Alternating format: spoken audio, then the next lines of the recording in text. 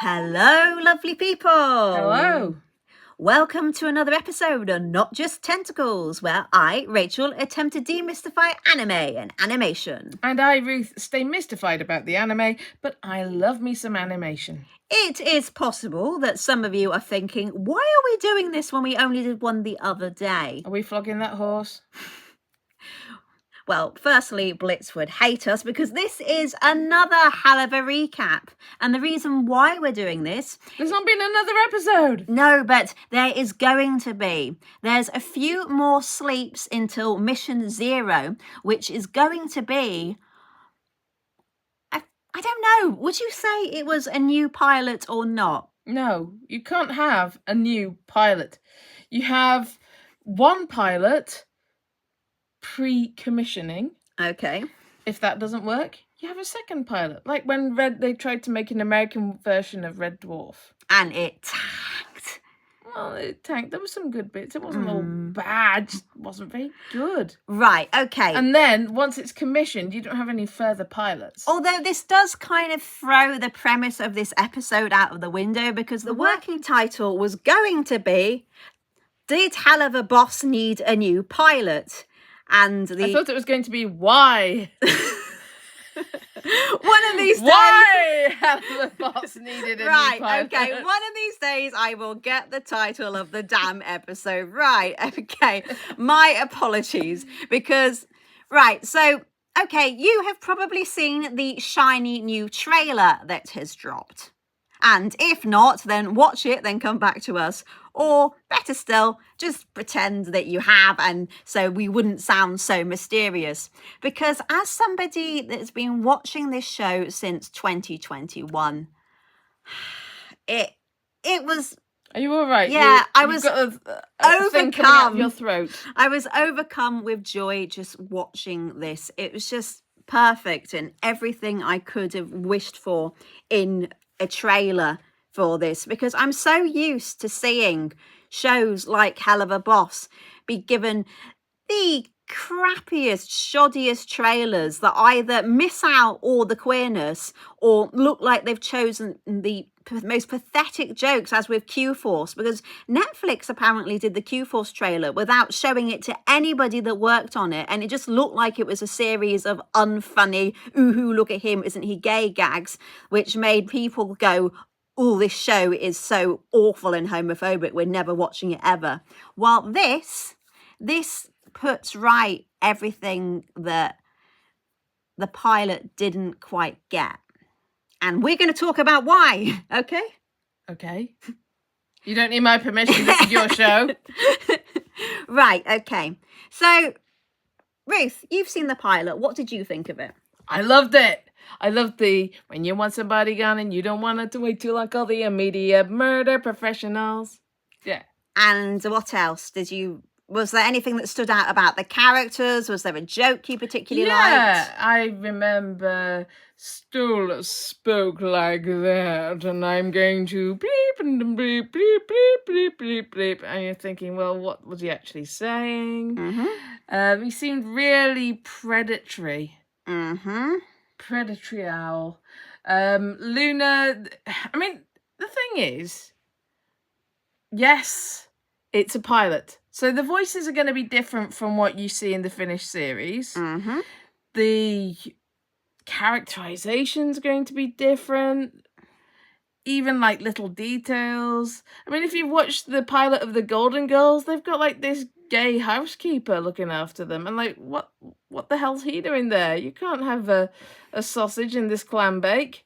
And they did decide, yeah, because Sophia was meant to be like the drop-in character, but she was so popular that they phased out the gay guy and brought in Sophia.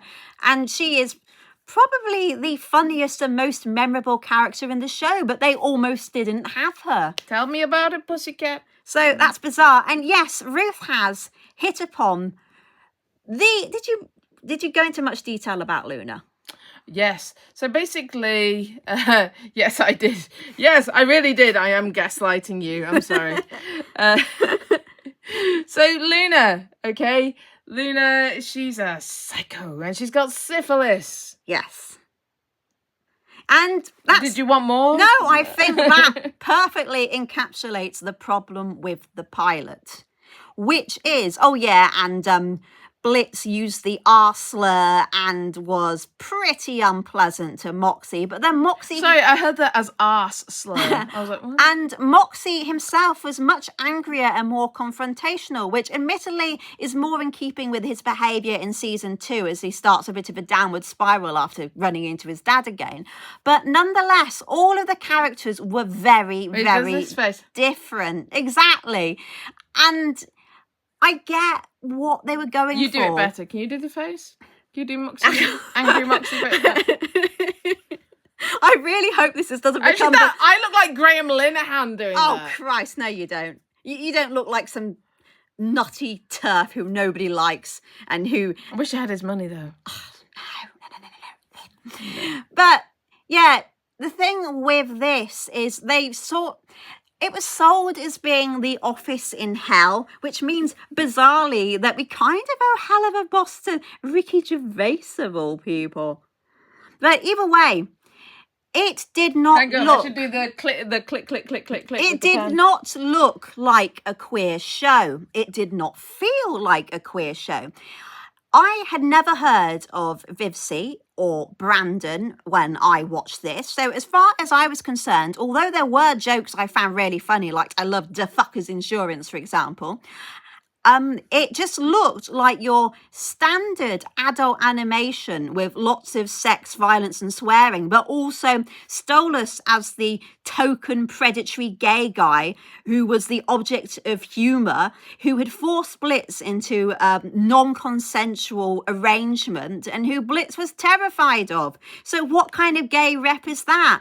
I mean, if I'd been familiar with Brandon's work, I would have thought, oh, well, he's a gay guy and he's poking fun at the Hays Code stereotype of people like this, but I didn't know that. And it seems quite a few people who watched the pilot didn't know that either. And they assumed that this was how the story was going to go, and this is what they wanted Stolas to be like. And they firmly believed that the first season or so was going to be, or rather what followed from the first season, was going to be Stolas getting his comeuppance for forcing Blitz into this relationship. So they basically saw it as being like a rapist gets his comeuppance.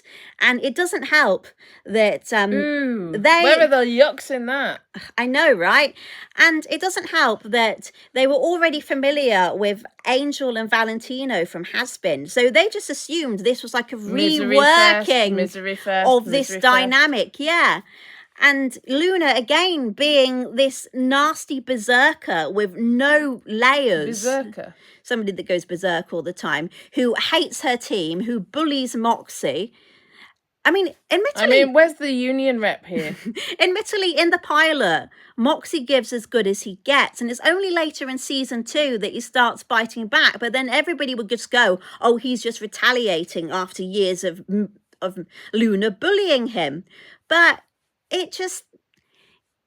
it was good, the pilot, but I would not have wanted to watch an entire series of that. I imagine it would have run out of steam, certainly with the Stolas stuff, very, very quickly.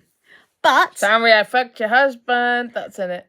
Yeah, that was a brilliant line, and we're going to get back to that slightly later on in this. Meanwhile, the trailer makes it perfectly clear. It shows you that this is going to be a wacky workplace comedy. We've shown lots of instances of them on the job. We see the original client, Miss Maybury. We see Blitz as a good boss. Yeah, and this is something that I'm worried is going to be a bit of a continuity snarl. Move that light out of the shop. We're still getting to grips with filming on Ruth's tablet. No, Rachel is still learning how this thing called a camera works. Yeah, I know. We're very new to this. We were doing, up until very recently... Do we have to do the pout? Like, we're going... Like those lasses on the bus earlier. No, we're not Kardashians. Yeah. Anyhow, I am concerned because, don't get me wrong, I think the trailer is wonderful. I love that you've got Blitz talking about why he set up IMP, saying, I you have joined the company for a reason, and saying about how it's setting up all the business with the class system and the racism and so on, saying that some people are born in hell, and if they can't succeed, who can?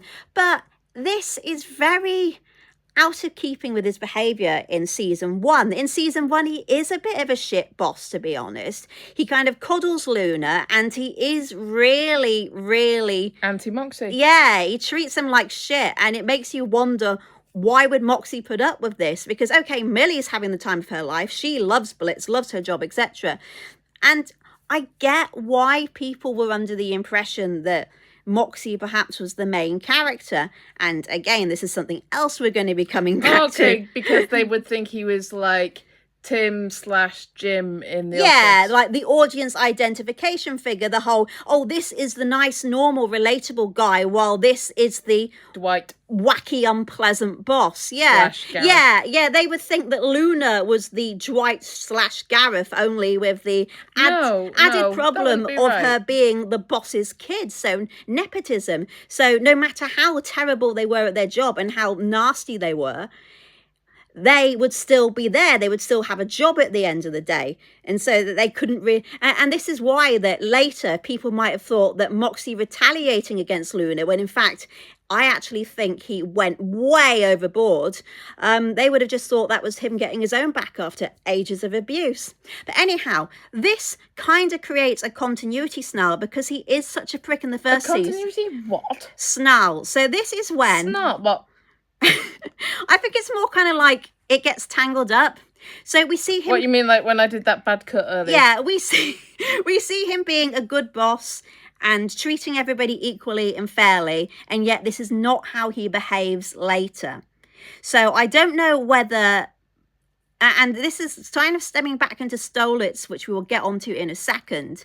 I'm concerned that I think that the new episode looks like it's going to be amazing and explain and put right so many things, but I do worry that it will make some things seem a bit weird, because I'm completely convinced that although they did have some ideas in place, like they did intend for Stolitz to be a thing from fairly early on, they were still very much writing on the hoof, and various things weren't very hard quite place to right. Write, to hoof.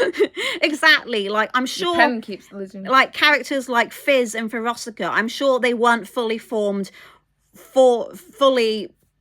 I don't know. Their relationship to Blitz hadn't been properly recognised, realised, etc. Meaning that when we met them, they did things that wouldn't necessarily fly now. Like Verocica and her crew sexually assaulting Moxie, for example. So we have all these scenes from the new episode that look wonderful. Like, I love Blitz going, I'm going to be your assassin this evening, and saying hi to a load of people he's about to kill. So this is like they're jumping into the human world. We're seeing them kind of falling to earth, landing there, seeing him use the grimoire, which incidentally shows that anybody can use a grimoire, and presumably he just made Luna do it to keep her at home and keep her out of harm's way, to her chagrin. So it establishes all this. It says that they're a revenge company, that they kill people for the humans, that they have all these wacky hijinks. It gives you a good idea of what sense of humour it's going to be. There's going to be blood, guts and swearing. You see, I just wish that I had seen a trailer like that years ago. Yes. Because I think it had been out until... It came out 2019, the first pilot. I only saw it 2020 because Rach had been raving about how amazing 2022, it was. February the 19th. Fucking hell. That is when you saw it. Shit, really? Yes. So I got into it. How do you know? I got into it October 2021. I've been rambling on about it for a couple of months, and then I went to Tesco one day on February the 19th, and you watched it. And How do you know it was February the 19th? Because I made a note of it. And I heard you laughing hysterically, and I was thinking, what is she laughing at? And it was the IMP jingle. And I opened the door, and yeah, it was Moxie going, "Are you fucking filming us now?" or whatever it was he was doing. And yeah, you were in gales of laughter, and it was fantastic. But Honestly, the things I do, having like a sneaky little animation fest while she's off the Tesco supermarket. Yeah, but on one hand, I was absolutely delighted that you had. I mean, at least I wasn't spanking the wank bank. That's not the right phrase, spanking the wank bank.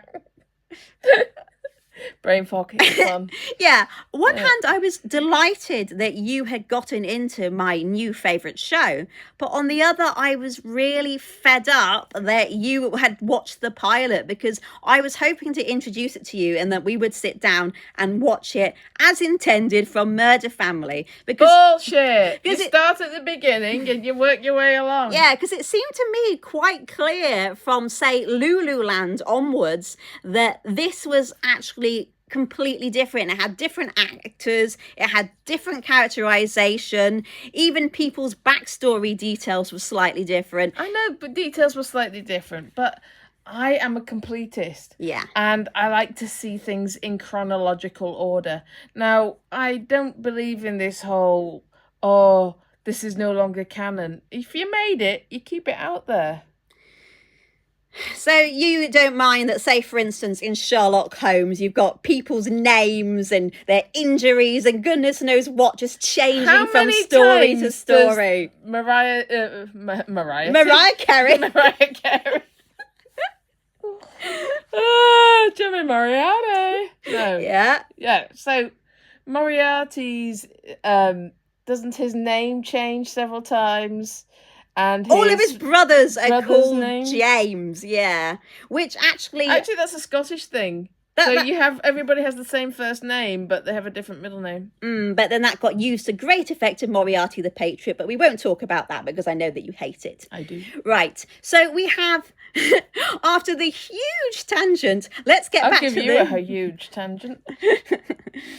I wouldn't mind that later. Anyhow, so not only does it show us glimpses of the new episode that are very tantalizing, but we see Stolitz. Stolitz is really prominent in this trailer. We see Stolitz making the deal with Blitz in the bath, and it just charts their relationship throughout. We just see it kind of interspersed with all these other bits and bobs, and we see that their relationship is key to the story from the very beginning. So yeah, you have all the fun and frolic with IMP, but you also have this relationship that is clearly a relationship that grows over time. That there's clearly a lot of personal growth going on, because you have that scene between Luna and Veer. Yeah, that's right. Yeah, Veer is included, so she being, of course, Stolitz's daughter, apple of his eye, most important thing in his life, etc. So it's wonderful. It makes it clear that this wasn't just some running gag of, because, okay, right, we love Stolitz, but we realise that both of them were wrong, and Stolitz was more wrong than Blitz, and that has always been the case. They were wrong? Yes. What do you mean? So Stolitz was under the impression that this was some kinky, forbidden romance that he was having, while Blitz was under the impression that he was being sexually exploited by some snobby prince. And both of these things are true at the same time, but they fall in love with each other, or rather Stolitz was already in love and Blitz fell in love, but they managed to move past that, and now that Stolitz has lost his powers, they will hopefully be able to have a proper relationship, but they're still not quite there yet. But either way, this trailer shows loads of major scenes from their relationship. So starting the book deal, ending the book deal. Book deal, it sounds like. Are we back on one night again? With Blitz saving him from the ice kaiju thing. So all of these wonderful moments that make it absolutely transparent that this is the central relationship of the story. But it also shows really important moments from other characters' relationships. So, like you said, we see the bit with Luna and Via. We're shown Millie and Blitz's yeah, relationship. about how she is his best friend. And we're also shown, Why don't we have any Oh Millie then? I don't know, we're I shown, don't think they're trying to write out Moxie. no, we're also shown, and we'll get back to that in a second, we're shown Blitz and Fizz's relationship. And this was something I found really interesting, how we're only shown Fizz after, or rather while he and Blitz are making up, because when he was first introduced we thought he was going to be exactly the same as Robo Fizz, i.e. a complete jerk who hates Blitz. Lowland. Yeah, exactly, when this is in fact the real Fizz who loved Blitz but thought that he had epically screwed him over. And once you know the backstory, you understand exactly why he feels like this. But you have brought Nobody's up... got that enough time in a trailer. Well, exactly. To go through the backstory of every last fucking character. Yeah, and they have made some very significant inclusions, exclusions, etc. Like, I was really struck watching that trailer that although he appears all the time as obviously being an IMP, Moxie does not speak once. And when you consider he is practically the third main character of the series, or second if you put him before Stolas, this was really, really noticeable. And the only thing I can think of is going back to what we were saying earlier about people thinking originally that Moxie was the main character, especially when you consider he's played by voice acting royalty. Richard Horvitz. Yes, Richard Horvitz, who was... Sorry, what was it? Yeah, Richard Horvitz, who played practically the lead in every single thing. I thought you had the name Richard Horvitz just written on your hand. Like, no. It's a hand. So they might have thought, oh, he's the main character, while Brandon Rogers, I nearly forgot his name, how embarrassing. Brandon Rogers, the kind of wacky YouTube celebrity, is just like, yeah, the comedy boss who you're not meant to take seriously, who isn't the lead, etc. So I don't know if that's why. I'm hoping what you're saying, you said earlier, that I don't think they're writing out Moxie. I think they just want to make it absolutely crystal clear that this is about Blitz, his company, his daughter, his love life, and just all the weird situations they find themselves in. And I also noticed something else. They're really playing up, well, okay, maybe not really, but which other character other than our main characters appeared in that trailer more than anybody else? Stryker. Yes. Stryker, I would not... Stryker and Fizz. Yeah, well, we've already covered Fizz. Yeah. So Stryker, who we would only consider to be a hench at best, appears in that trailer more than, well, none of the other villains appear. And I get it, because obviously Krim... He's the Wile E. Coyote of the show. I love Wile E. Coyote. But either way... Yeah, and lots of people love Stryker. Well, that's true. Krim, being Moxie's dad, being a mob boss, is meant to be a surprise. And I guess that's the case with the other deadbeat dads. Also, it's not really clear who's who. Yeah, but I think it's also because so many people's opinions about Stolas were formed by the fact that he was married.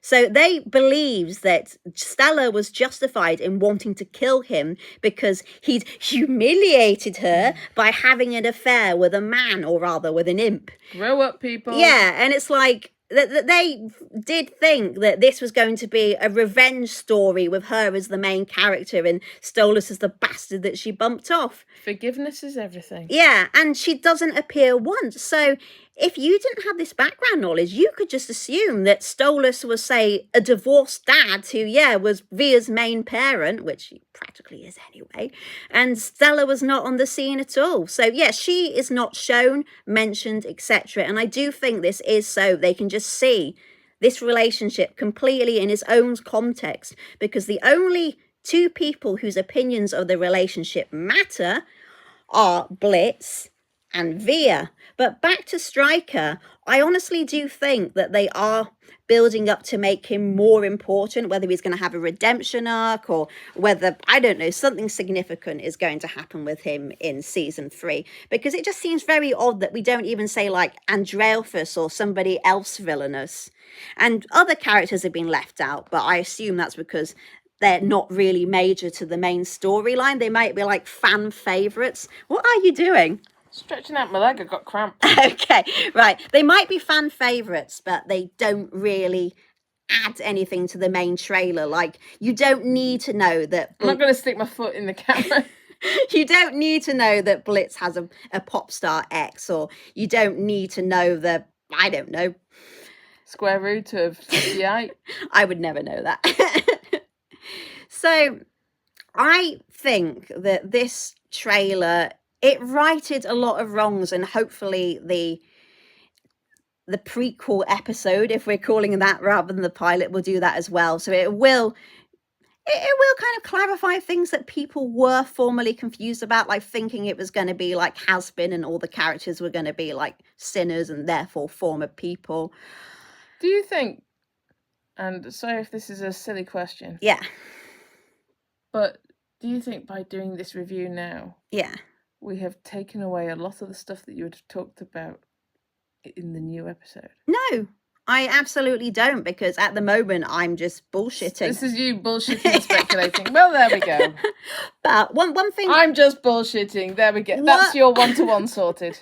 Right. Before we go into the final section of this episode, Can we be quick? I do need the loo. I was really moved by the whole "they're not monsters," because so many people thought that this show being set in hell meant that the characters would automatically be vile and that we were meant to be cheering on horrid behavior. Like, we've already talked about Stella, but also the number of people that were angry that Ozzy, as the sin of lust, was not a rapist, and not saying that he should go around raping. Exactly, it's not. They're two completely different things. So I liked that it was like, yeah, these people may be demons, but they love each other, they care about each other, they have friendships and relationships and so on. It's heartwarming. Exactly. Last but soup for the soul. Yeah, last but not least, this is the final thing. So this is to make sure, because obviously all of the episodes are now going to be available to watch on Amazon Prime in the order that they were intended to be, with the length of time in between episodes that they were intended to be. You are not going to have these people that's, because they watch the pilot, they therefore think they are the original fans, and that anything that's happened since then is wrong, or they don't like, or they disagree with. And anybody who started watching in, say, I don't know, in 2022 or whatever, doesn't count as a real fan. When you can get on Helluva Boss at any point and still be a fan, as long as you still love it, still talk about it, etc. So the kind of people that think that just because their favorite character or their favorite ship didn't have this character development they wanted, that therefore the entire show is trash. And it's like, no, this is the story that Vivsy and Brandon always wanted to tell. And the only thing I am worried about is the aforementioned continuity problems. Like, for example, how Blitz showed them the office after he got the grimoire, and yet in this new episode they've apparently been in the office for some time and he's talking about the grimoire. But maybe that will be sorted out. I don't know, but I'm really looking forward to seeing it really doesn't matter. A shiny new episode of my favorite show that just recontextualizes things and makes it clear, and means that people aren't still banging on about something that came out in 2019. It's like, good grief, people. Yeah, but what if they only discovered it this year? Well, but the pilot, I mean, it's still available to watch, but other than the IMP jingle and things here and there, is it really worth retaining? Yeah. Okay, well, I guess we'll have to agree to disagree on that one. But, you know, if they'd stuck with the original idea of Bob's Burgers, or the family being cannibals, would it still be going? Would people still like it? Would it have lasted as... Which original idea? Yeah, that was the original premise for Bob's Burgers. They were supposed to be cannibals. I mean, I think that does actually come up in a later episode that is like, I don't know, I don't actually watch Bob's Burgers, but I remember looking at that and thinking, fuck. So yeah, that would have been a very different show and really kind of gross, not least because they have the same surname as my family. So yeah, but anyway, you are now pulling the Rachel shut up, I need to go to the loo face. So and we're nearly hitting the 30-minute mark anyway, so until then, love you guys, see you soon, and yeah, we will be doing another episode sometime on Wednesday when Mission Zero actually drops. So until then, bye. Did you like that? If you did, don't forget to like and subscribe.